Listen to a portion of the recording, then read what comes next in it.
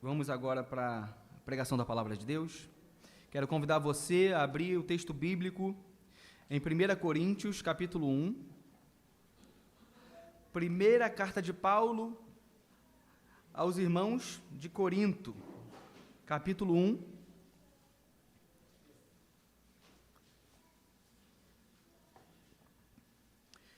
Nós vamos ler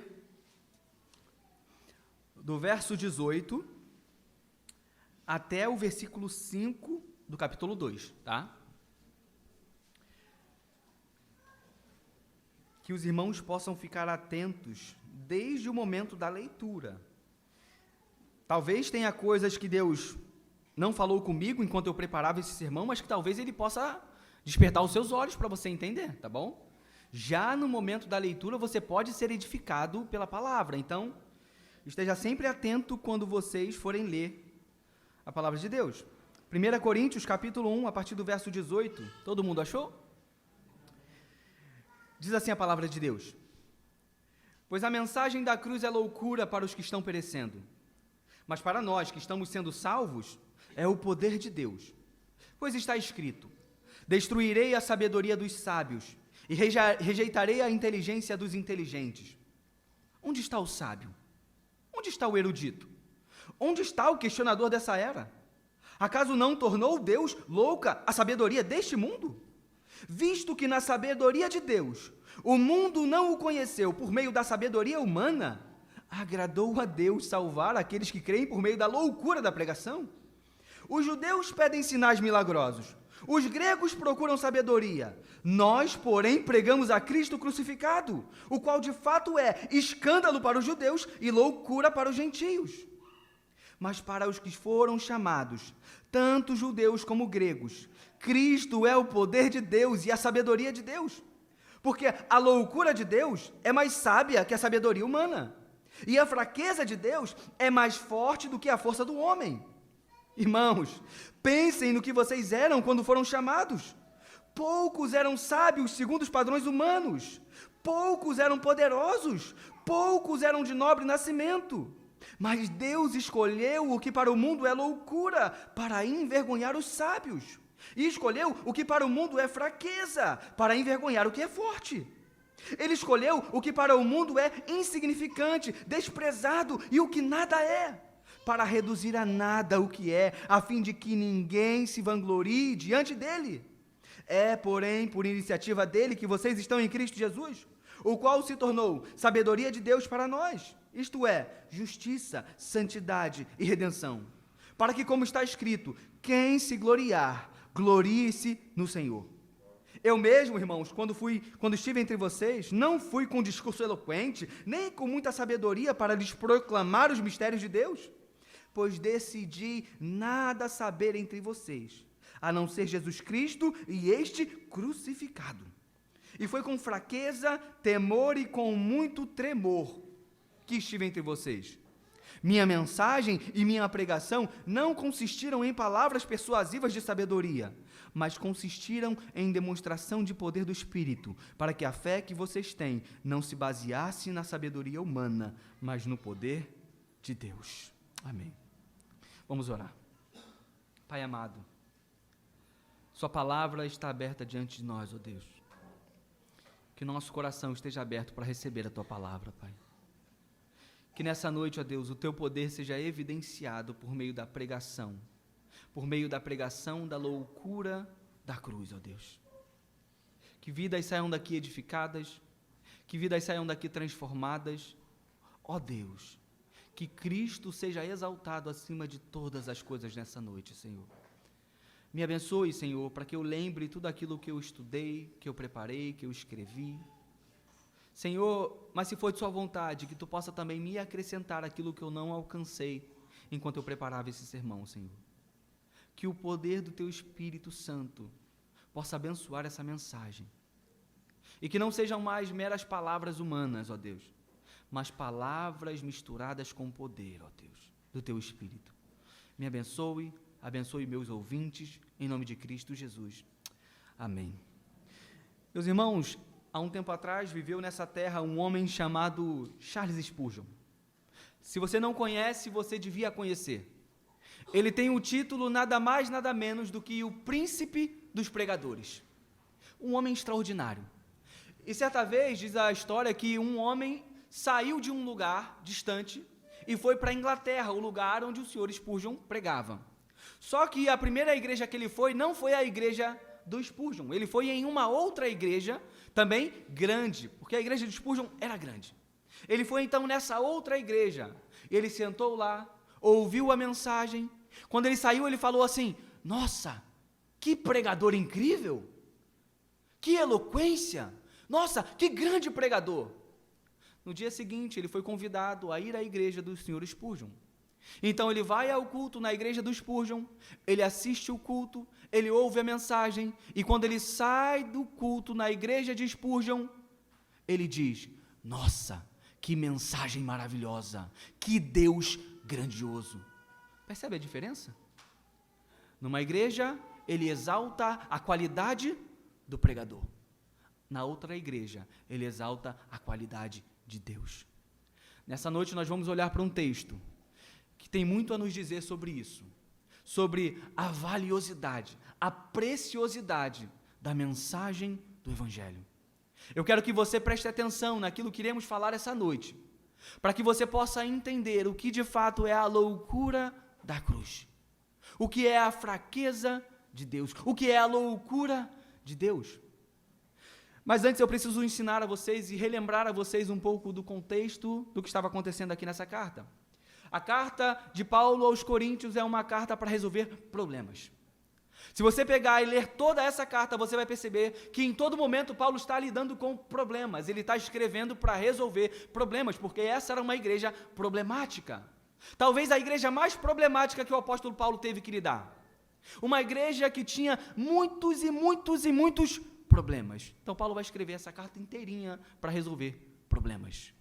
E um dos problemas que estavam acontecendo nessa igreja era um problema da divisão. Alguns irmãos nessa igreja estavam se dividindo em partidos. Alguns irmãos da igreja diziam: olha, eu sou de Paulo. Outros diziam: não, eu sou de Pedro. Outros diziam: não, eu sou de Apolo. E tinham aqueles que se consideravam mais espirituais que diziam: não, eu sou de Cristo. Igreja dividida.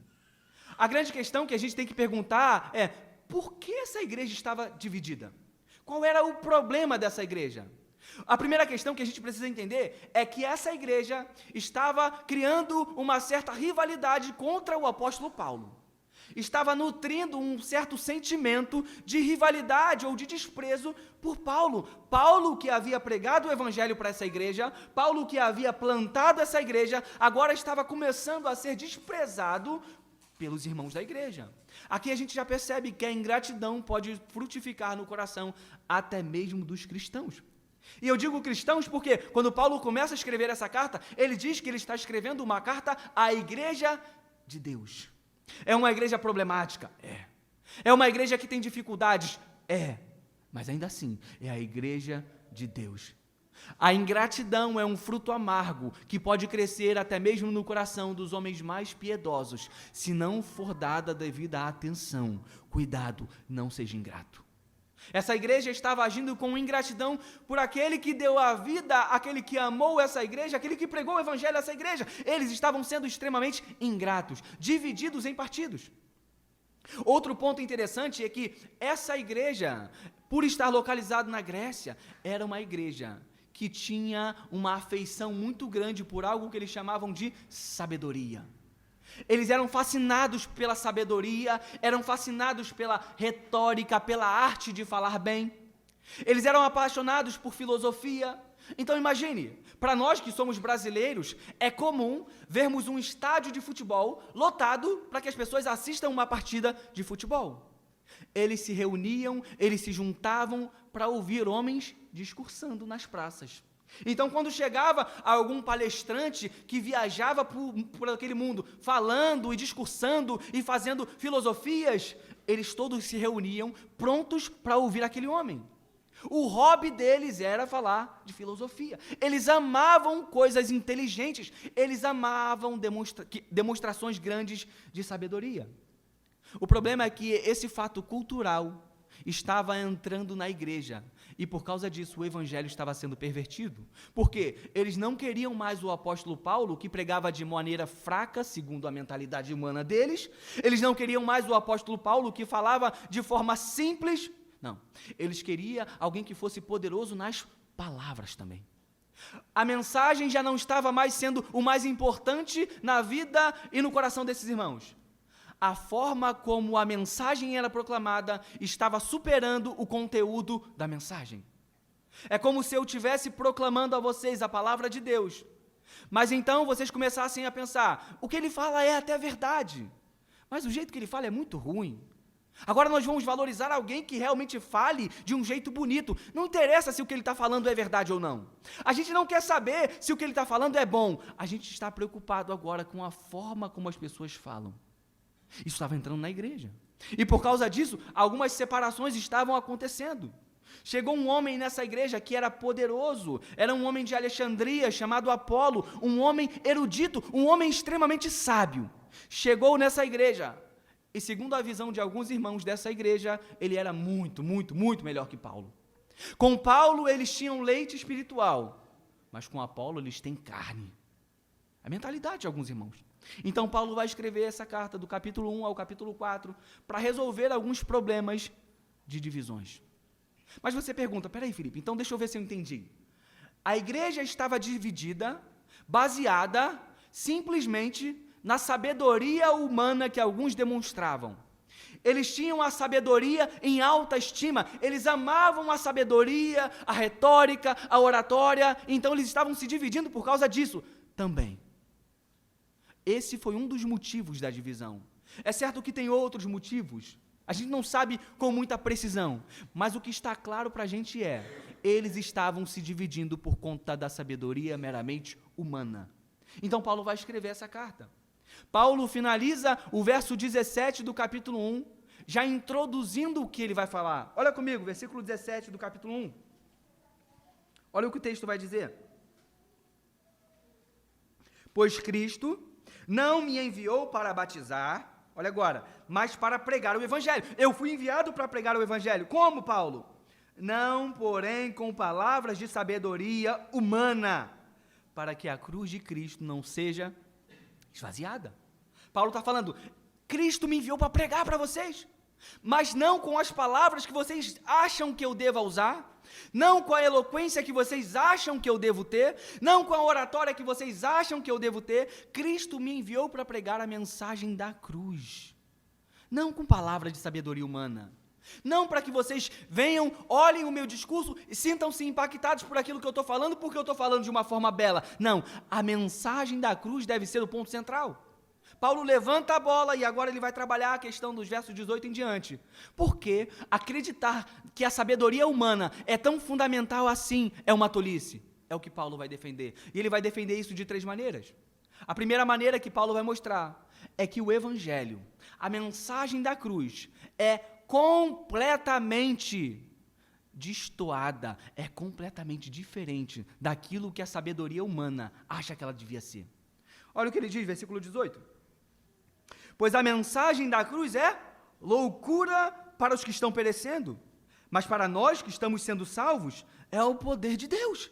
Paulo começa dizendo, gente, peraí, vocês estão enganados, vocês estão achando que a mensagem da cruz deve se basear na sabedoria meramente humana. Não, gente, vocês não entenderam nada, a mensagem da cruz é loucura para quem está perecendo, mas para nós, os crentes, é o poder de Deus.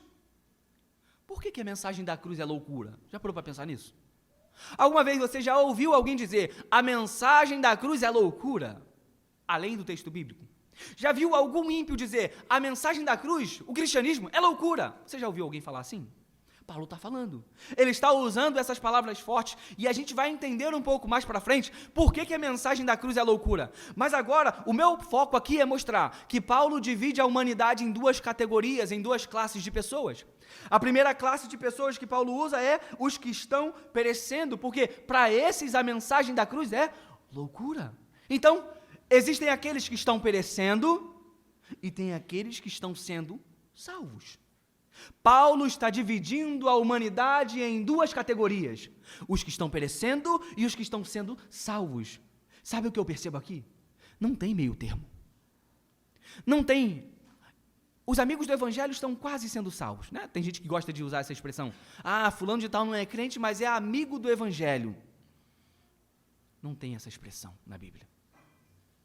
Infelizmente, aquele que se diz amigo do evangelho, mas ainda não confessou de fato Jesus Cristo como Senhor e Salvador, ainda não renunciou aos seus pecados, faz parte do grupo dos que estão perecendo. E isso é importante destacar porque tem muita gente que acha que por estar, não odeia a igreja, é conservador, preza pela moral, pelos bons costumes, então está mais perto da salvação, está mais perto de Deus. Coisa nenhuma! Está tão perdido quanto aquele que odeia Cristo. O próprio Jesus Cristo disse que Ele era o caminho, a verdade e a vida, e ninguém é ao Pai senão por Ele. Tem que confessar, tem que se arrepender, tem que voltar-se para Deus, senão não adianta. Só existem duas categorias de pessoas: as que estão perdidas e as que estão sendo salvas. Isso precisa estar latente no nosso coração, para que a gente não caia no engano de achar que algumas pessoas vão ser salvas porque são boazinhas, porque dão boas coisas aos outros, porque alimentam os famintos, porque fazem boas obras. Boas obras não salvam ninguém. É o evangelho, é crer em Cristo Jesus e se arrepender de seus pecados. Só tem dois tipos de pessoas. E a minha pergunta nessa noite aqui é: em qual grupo você está, meu irmão? Em qual grupo você está? De qual grupo você faz parte? Você faz parte do grupo daqueles que consideram a mensagem da cruz uma loucura tamanha que não conseguem crer nela? Ou vocês fazem parte daquele grupo que olham para a mensagem da cruz e veem beleza, e veem um poder de Deus para a salvação? De que parte do grupo você é? Pensa sobre isso. Não adianta você dizer que você é amigo do evangelho, mas ainda tem algumas coisas para deixar para trás. Não adianta você dizer que ainda não se decidiu e está esperando. Você ainda está fazendo parte do grupo dos que estão perdidos. Perceba, Paulo não tem medo de dizer isso. Paulo não tem medo de dizer: eles estão perecendo. Já tem gente dizendo hoje em dia que a mensagem do evangelho não é tão suficiente assim, ou ela não é tão necessária assim. Existem pessoas que acreditam que no final de tudo todo mundo será salvo. Isso é um engano. Paulo divide os homens em duas categorias. Paulo está dizendo que essa mensagem da cruz para nós é o poder de Deus. A mensagem da cruz é o poder de Deus. E a gente vai continuar a exposição do texto, verso 19. Pois está escrito: destruirei a sabedoria dos sábios e rejeitarei a inteligência dos inteligentes. Onde está o sábio? Onde está o erudito? Onde está o questionador dessa era? Acaso não tornou Deus louca a sabedoria deste mundo? O que Paulo está dizendo aqui? Gente, vocês não podem se basear na sabedoria meramente humana. Por quê? Deus fez algo justamente para confundir a sabedoria meramente humana. O plano de Deus de salvação para a humanidade passava justamente por confundir a humanidade acerca do que aconteceria. Ele usa aqui uma citação do profeta Isaías, que diz: olha, eu vou destruir a sabedoria dos sábios e vou rejeitar a inteligência dos inteligentes. Sabe o que Paulo está dizendo? Ele está dizendo assim: olha só, vocês estão baseando as divisões na igreja por causa da sabedoria humana, mas foi Deus que resolveu confundir a sabedoria humana. Deus resolveu na cruz confundir a sabedoria meramente humana, crucificando Jesus Cristo. Ali a mente humana pausa, ali a mente humana trava, porque não consegue compreender a mensagem da cruz. Os que estão perdidos travam diante da cruz, porque eles não conseguem compreender como a cruz é possível, como Deus permitiu algo assim. Mas saibam, Deus não só permitiu a cruz, Deus planejou a cruz. O Cordeiro foi morto desde antes da fundação do mundo, é o que Apocalipse nos diz. A cruz de Cristo não foi um plano B na história. O plano de salvação Não foi algo do tipo, Deus criou o mundo, Adão e Eva pecaram, transgrediram, e agora, ó céus, e agora o que eu vou fazer? Ó anjos, e agora? O que vocês me dizem? O que eu devo fazer? Eu criei o homem, mas ele se perdeu, o homem pecou contra mim, o que eu faço? E Deus ali pensando e tentando resolver os problemas da história. Não. A cruz sempre foi o plano principal de Deus. O Cordeiro foi morto desde antes da fundação do mundo. Você sabia disso? A cruz não é um plano B. Isso precisa estar gravado. A cruz é a maior expressão de amor de toda a história. E ela foi planejada desde antes da fundação do mundo. E Paulo está dizendo, como vocês estão se baseando em sabedoria meramente humana? Se a cruz foi algo projetado por Deus justamente para destruir a sabedoria meramente humana. Onde está o sábio que não sabe isso? Onde está o erudito que não entende isso? Onde está o questionador dessa era que não compreende isso? Verso 21, visto que na sabedoria de Deus, o mundo não o conheceu por meio da sabedoria humana, agradou a Deus salvar aqueles que creem por meio da loucura da pregação. Paulo está dizendo, olha, vejam, essa sabedoria de Deus, que para alguns é loucura, e que foi planejada desde antes da fundação do mundo, essa sabedoria de Deus, os homens não conseguiram conhecê-lo por meio dela, porque os homens olham para essa sabedoria de Deus, e eles não compreendem, eles não entendem, por isso, agradou a Deus salvar aqueles que creem por meio da loucura da pregação. Tem gente que não vai entender, mas a pergunta que fica é, por que não entendem?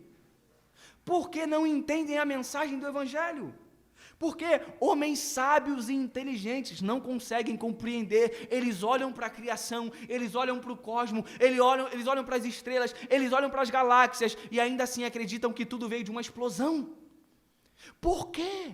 Algo que para a gente é tão básico, algo que para a gente é tão visível. Existe um Criador de todas as coisas, existe um Deus. Por que homens tão sábios, tão inteligentes não conseguem perceber? Já parou para pensar sobre isso? Por quê? Aí a gente olha Paulo falando, versículo 22. Os judeus pedem sinais milagrosos e os gregos procuram sabedoria. Por que eles não criam? Por que eles não entenderam a cruz? Por que eles não entenderam a salvação? Porque os judeus queriam ver sinais. Os gregos queriam a sabedoria. Só que na cruz nada disso foi dado a eles. Na verdade, quando Jesus esteve na terra, os homens a todo momento pediam a ele, olha, se tu é mesmo o Cristo, mostra-nos, dá-nos um sinal. Se tu é o Messias, dá um sinal e a gente vai crer. Jesus disse, nenhum sinal será dado a vocês, a não ser o sinal do profeta Jonas. Porque assim como o profeta esteve 3 dias dentro do ventre do grande peixe, assim também o Filho do Homem estará 3 dias no ventre da terra. Nenhum sinal vai ser dado. Mas eles queriam sinais, sabe por quê? A visão que eles tinham do Messias, do Salvador, do Cristo, era uma visão vitoriosa, era uma visão militar. A gente vai entrar nisso, então eles ficavam pedindo sinais. Lembra quando Jesus multiplica os pães e os peixes? Lembra o que eles querem fazer? João vai nos dizer, eles queriam proclamar Jesus rei à força. Por quê? Eles ansiavam por alguém que os libertaria da escravidão do Império Romano. Eles ansiavam por alguém que um dia chegaria e diria, olha Império Romano, agora eu sou o salvador deles e vocês precisam sair da nossa terra, agora aqui é nosso. Eles esperavam um novo êxodo, assim como Deus havia libertado o povo do Egito com sinais, com poder, com maravilhas, eles esperavam que o Messias, quando viesse, também fizesse a mesma coisa. Por isso que eles procuram sinais, só que vocês olham para a cruz e não veem esse sinal. Os gregos, por outro lado, quando olhavam a mensagem, eles procuravam a lógica. Eles olhavam para a história da cruz e diziam, olha, isso não faz muito sentido. Não faz muito sentido. Eles queriam que fizesse sentido. Porque a racionalidade humana, a mente humana, busca a todo momento por coisas que fazem sentido. É ou não é? Desde pequeno, nós crescemos ansiando por coisas que fazem sentido. Dê uma ordem a uma criança e ela vai te perguntar, por quê? Ela quer saber o motivo, ela quer saber a razão, ela quer saber qual é o sentido. É assim ainda hoje com a gente, com muitas coisas em nossas vidas que nós não conseguimos entender e às vezes achamos que não tem sentido nenhum. Quer ver? Por que teu filho ainda não se converteu? Não faz sentido. Você criou ele no Evangelho. Você criou ele ensinando sobre Jesus Cristo, levando para a igreja, levando para a IBF, cantando as musiquinhas em casa, talvez lendo a Bíblia, porque ele não é crente. Não faz sentido. Talvez você olhe para a sua vida hoje e veja alguns problemas que você tem passado e diga, por que isso? Não faz sentido. E você procura por sentido em todas as coisas. E quando os sentidos não aparecem, quando eles não estão claros a você, o seu coração pecador tenta murmurar contra Deus. Porque se não faz sentido, então não está certo. Pensamos assim. Se não faz sentido, Deus está errando comigo. Só que quando olhamos para a Escritura, nós percebemos que tem vários relatos bíblicos de coisas que não fazem sentido algum, mas foram assim porque Deus quis. Olha para a vida de Jó. Qual o sentido de tudo aquilo? Qual o sentido de todo o sofrimento? Coitado do Jó, não sabia de nada. Ele olhava para um lado, sofrimento. Olhava para o outro, angústia. Olhava para frente, desespero. Coitado do Jó. Não fazia sentido nenhum que ele estava enfrentando. Um homem justo, bom, temente a Deus, que se desviava do mal. Mas ainda assim sofreu o que sofreu. Olha para a Escritura e você vai ver em diversos momentos coisas que não fazem sentido. Mas não é porque não faz sentido que você tem que parar de crer. Não é porque não faz sentido que você tem que parar de caminhar. Porque às vezes não faz sentido agora, mas lá na frente você vai conseguir olhar e perceber que o que não fazia sentido antes, agora faz todo sentido. E então você será capaz de dar graças a Deus por tudo. Quando olhamos para a história das nossas vidas, conseguimos perceber isso claramente. Coisas que antes nós olhávamos e dizíamos, meu Deus, eu não estou entendendo nada. Mas depois a gente começa a entender. Esses homens buscavam sentido na vida. Esses homens buscavam sentido na cruz. Os judeus pediam sinais. Os gregos queriam sabedoria. Eles não entendiam, eles não compreendiam e por isso eles não criam. Paulo vai dizer, eles pedem sinais, os outros pedem sabedoria, mas sabe o que eu prego? Olha comigo, versículo de número 23.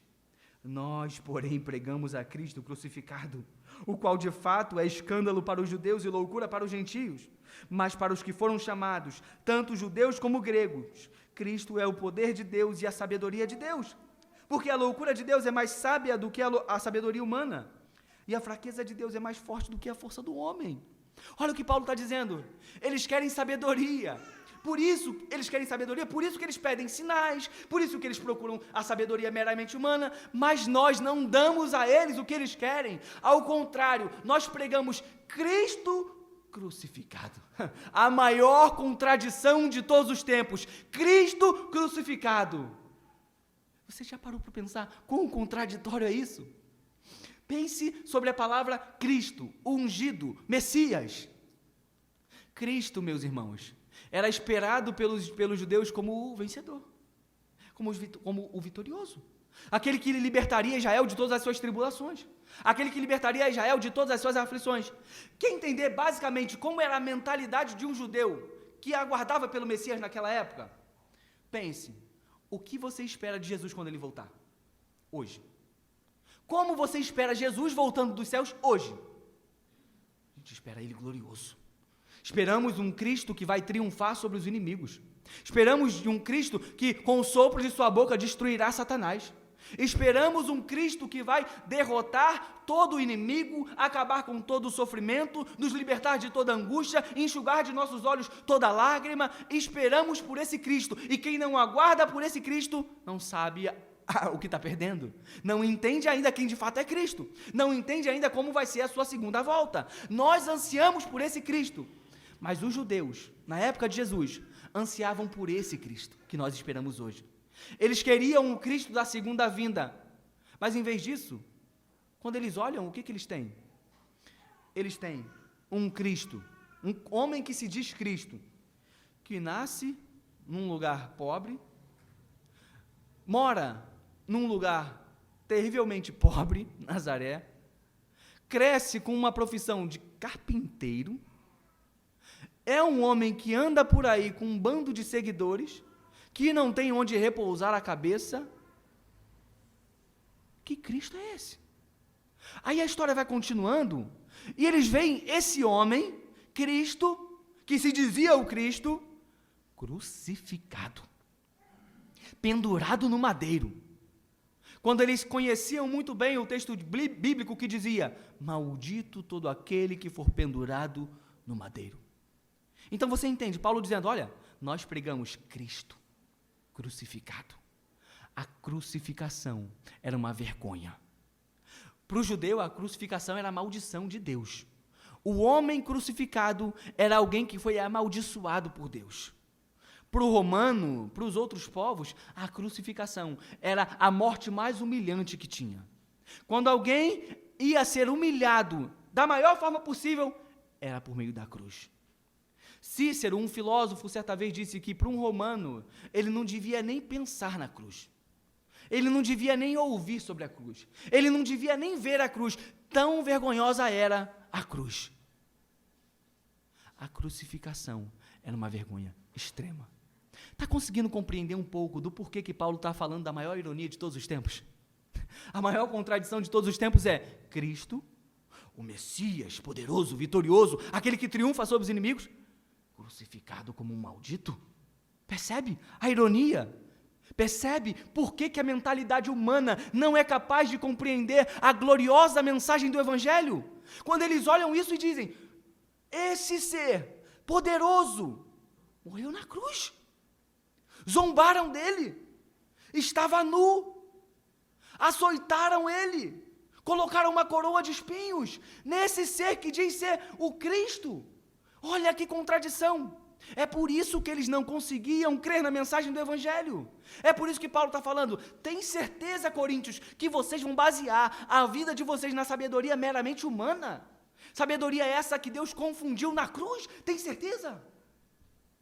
Mas peraí, Felipe, se a mensagem da cruz é tão contraditória assim, por que tem gente que crê?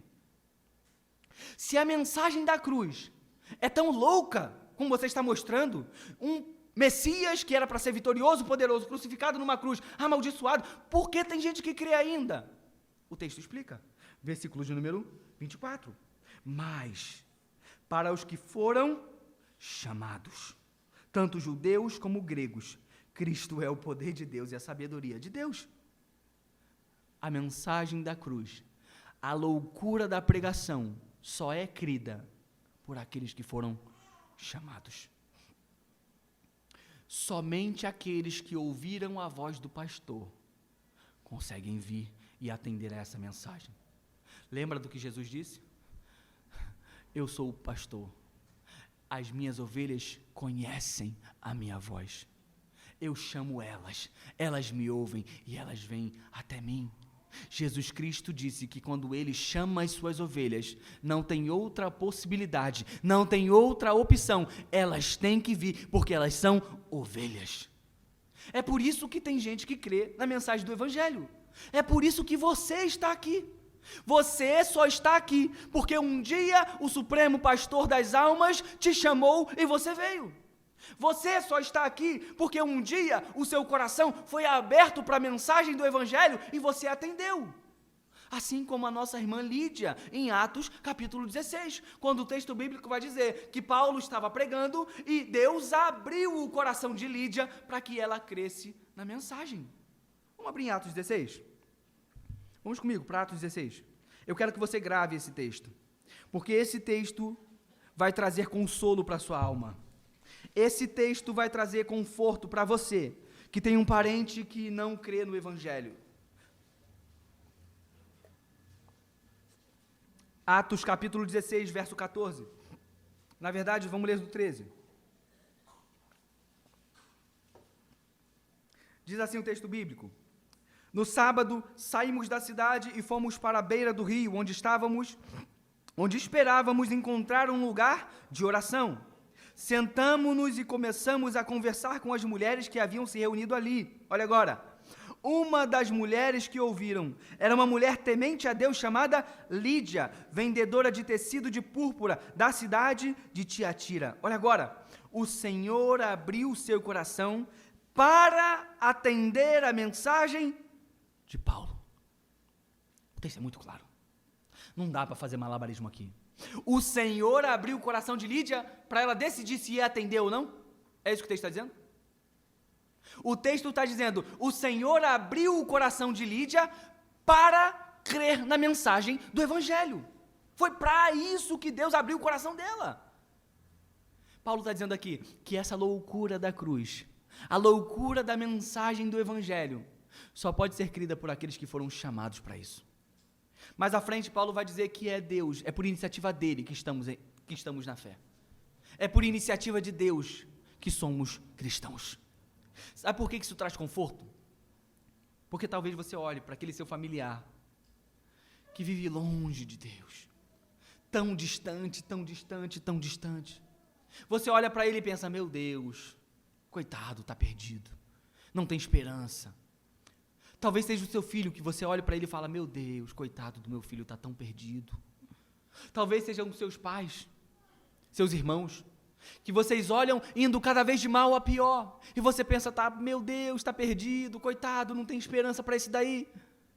Mas então você ouve uma mensagem dizendo que a salvação da alma das pessoas não depende somente delas, depende de Deus abrir o coração, depende de Deus chamar, depende de Deus transformar a vida dessa pessoa.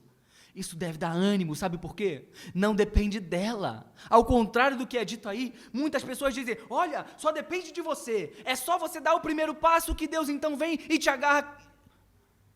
O primeiro passo é de Deus, meus irmãos. É Deus que vem em busca da gente, porque se Ele não vier em busca da gente, nós estamos perdidos, porque jamais conseguiremos ir em busca dEle. É por isso que nós somos chamados. É por isso que a cruz é uma mensagem, é uma loucura. Só quem é chamado consegue crer. Só aqueles a quem Deus ataca o coração conseguem crer. O homem está naturalmente morto. Morto em seus delitos e pecados. Mortos não caminham em direção a Deus. Leia Efésios capítulo 1 e 2 e você vai entender qual é o estado do coração humano, como ele está morto longe de Deus. E se não for Deus vindo buscar o homem, coitado, está perdido. É o que Paulo está dizendo, gente, olha, a mensagem da cruz é uma loucura, mas vocês creram nessa loucura porque Deus foi ao encontro de vocês. Como vocês podem basear a vida de vocês, o evangelho de vocês, em mera sabedoria humana? Vocês estão loucos. Aí Paulo vai mudar um pouco a argumentação dele. Perceba, aqui ele argumentou dizendo, olha, a mensagem da cruz não está baseada na sabedoria humana. A mensagem da cruz está baseada na loucura da pregação, na contradição que Deus criou no Evangelho, na crucificação. Agora, Paulo vai mudar um pouco a argumentação e vai direcionar a argumentação para eles próprios. Olha o versículo 26. Irmãos, eu imagino Paulo falando assim, irmãos, meu Deus do céu, pensem em quem vocês eram quando foram chamados. Pensem em quem vocês eram quando foram chamados. Poucos eram poderosos. Poucos eram sábios segundo os padrões humanos. Poucos eram poderosos. Poucos eram de nobre nascimento. Mas Deus escolheu o que para o mundo é loucura para envergonhar os sábios. Escolheu o que para o mundo é fraqueza para envergonhar o que é forte. Ele escolheu o que para o mundo é insignificante, desprezado, o que nada é, a fim de reduzir a nada o que é, a fim de que ninguém se vanglorie diante dele. Imagine Paulo falando isso. Meu, gente, vocês estão doidos achando que tem alguma lógica, vocês esperam encontrar alguma lógica meramente humana. Olha para vocês. Lembra quem você era antes de crer no Evangelho. É como se Paulo estivesse dizendo assim, gente, pensa quando vocês eram escravos. Por que Paulo usa isso? Corinto era uma cidade que tinha sido destruída. Olha como entender o contexto é interessante para fazer a gente entender o texto. Uma cidade que tinha sido destruída, depois ela foi reconstruída, só que uma cidade reconstruída precisa de habitantes. Quem eram os habitantes que vieram morar em Corinto? Eram ex-escravos que foram libertados e colocaram eles lá em Corinto para iniciar uma nova vida. Só que a cidade, como era uma cidade portuária, vinham muitos navios e tinha muito comércio, a cidade começou a crescer, começou a prosperar. Então, cristãos ricos começaram a aparecer no meio da igreja. Só que o que Paulo está falando aqui, gente, lembrem quem vocês eram. Olhem para vocês. Quando vocês creram no Evangelho, vocês não eram sábios segundo os padrões desse mundo. Quando vocês eram ímpios, quando vocês não amavam a Deus, vocês não eram de nobre nascimento. Vocês não eram poderosos. Paulo está falando, gente, olha para vocês. Será que Deus, em sã consciência, escolheria gente como vocês para salvar? Paulo está pegando pesado aqui. É como alguém que está sendo defendido e a pessoa está defendendo, mas está falando só a palavra ruim, né? Não, fulano ele é assim mesmo, porque ele é burro, porque ele é idiota, mas ele é boa gente. Já ouviu alguém defender, tipo o seu Madruga defendendo o Chaves, né? Paulo está falando aqui, gente, vocês eram nada. Deus pegou o que é nada para confundir aquilo que acha que é alguma coisa. Como vocês podem achar que a salvação está baseada na sabedoria humana? Caiam na real. Paulo está falando, e Deus faz justamente isso para confundir, para que ninguém se vanglorie diante dele. Porém, versículo 30, por iniciativa dele que vocês estão em Cristo Jesus, o qual se tornou sabedoria de Deus para nós, isto é, justiça, santidade e redenção, para que, como está escrito, quem se gloriar, glorie-se no Senhor. Paulo quer acabar de uma vez por todas com esse argumento de que a sabedoria humana é fundamental, que ela é a coisa mais importante que deve ser buscada. Não é. Paulo está dizendo, agradou a Deus salvar gente como você. Você consegue olhar para trás, para a sua vida, e pensar em alguma boa razão para Deus ter te salvado? Faz um backup aí da história. Puxa aí, lá na memória. Você poderia olhar para você e falar, não, Deus me salvou porque aquele dia tinha um morador de rua que estava passando fome, então eu fui e ajudei ele. Foi isso? Não, Deus me ajudou porque quando eu era criança eu vi um amiguinho caindo, tropeçou, tadinho, ele ia se machucar, então eu segurei ele. É isso? Por que Deus te salvou? Já parou para pensar nisso? Não, Deus me salvou porque eu era muito inteligente. Porque quando eu ouvi o Evangelho, eu pensei assim, nossa, isso é muito bom, hein? Eu gostei, eu vou crer nisso aqui porque eu quero ir para o céu, sou muito inteligente. Foi por causa da inteligência? Não, Deus me salvou porque eu era muito pobrezinho, a minha casa muito simplesinha, então Deus olhou para mim, tadinho, pobrezinho, vou salvar. Foi por isso? Por que Deus te salvou? O que Ele viu em você? O que Deus viu em você? Não é louco isso? Que Deus salve pessoas aparentemente sem motivo algum. Ou será que tem alguma vanglória no seu coração e você por algum motivo acha que Deus te salvou porque você é muito bonzinho? Tem algum resquício disso ainda aí? Será que tem alguém aqui essa noite que ainda pensa, por alguma coisa, algum mínimo motivo que foi salvo porque merece a salvação? Cuidado. Não é bem assim. Não é nada assim. Você foi salvo única e exclusivamente por causa da graça de Deus, por causa do seu amor grandioso, que Ele decidiu derramar em nossos corações. A sua salvação não pode ser encontrada por meio da sabedoria meramente humana, porque senão você poderia se vangloriar.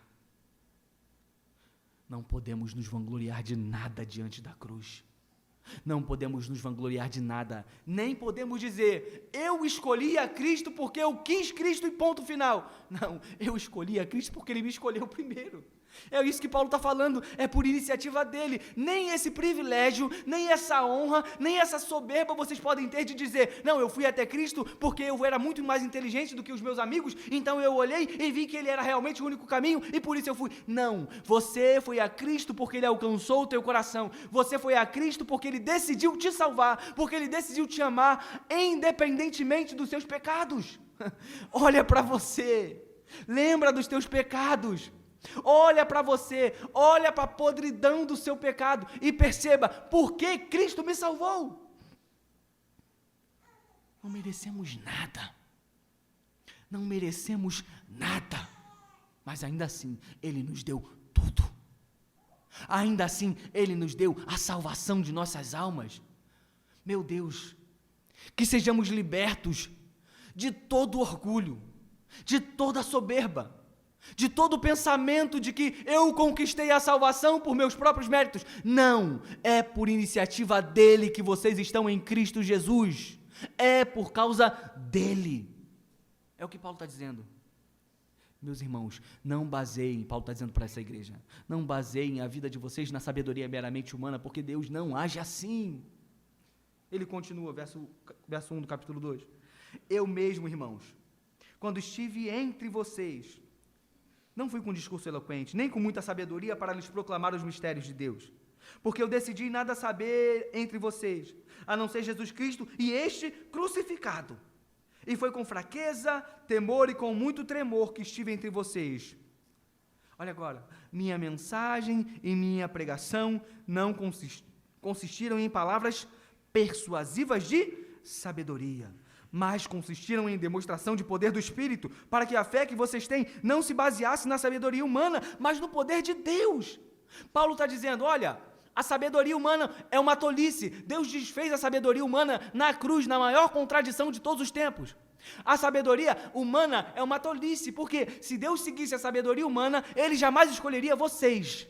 E agora, a sabedoria humana é uma tolice, porque quando eu fui pregar a vocês, a mensagem que vocês creram, eu não fui com a sabedoria humana, eu não fui com as palavras que os homens querem usar hoje, eu fui com fraqueza, eu fui com temor, eu fui com tremor, pregar a palavra da cruz, e vocês creram. Paulo está dizendo, meus irmãos, eu não fui até vocês com palavras bonitas, com uma oratória impecável, porque se assim fosse, alguém podia dizer, não, eu criei porque Paulo usou uma expressão muito bonita, porque Paulo foi muito poético na pregação do Evangelho. Não, a simples e pura mensagem do Evangelho é suficiente para salvar as pessoas. Mas o que Paulo está dizendo aqui não é que o pregador não pode ser eloquente. O que Paulo está dizendo aqui não é que o pregador não pode ter uma boa oratória. Paulo não está dizendo que o pregador tem que chegar e falar assim, irmãos, Jesus Cristo ama vocês e vocês vão ser salvos se vocês se arrependerem dos seus pecados. Que sermão chato, que chatice, quando a mensagem do Evangelho não é pregada com um coração, tem um problema aí. Quando grandes verdades das Escrituras são pregadas de modo monótono, vazio, tem algum problema aí.